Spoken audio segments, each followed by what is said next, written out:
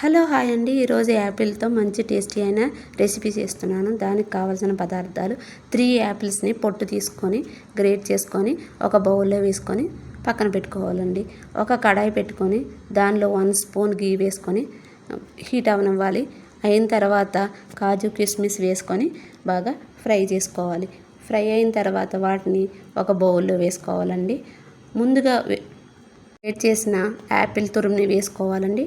వేసుకొని బాగా ఫ్రై చేసుకోవాలి. ఫ్రై అయిన తర్వాత దానిలోనికి 1/2 కప్ బెల్లం వేసుకొని బాగా ఫ్రై చేసుకోవాలండి. ఫ్రై అయిన తర్వాత దానిలోకి కొంచెం యాలకుల పొడి వేసుకోవాలండి. యాలకుల పొడి వేసుకున్న తర్వాత బాగా ఫ్రై చేసుకోవాలి. ఫ్రై అయిన తర్వాత ముందుగా వేయించిన కాజు కిస్మిస్ని వేసుకొని బాగా ఫ్రై చేసుకోవాలి. ఫ్రై అయిపోయిన తర్వాత దాన్ని ఒక బౌల్లో తీసుకోవాలండి.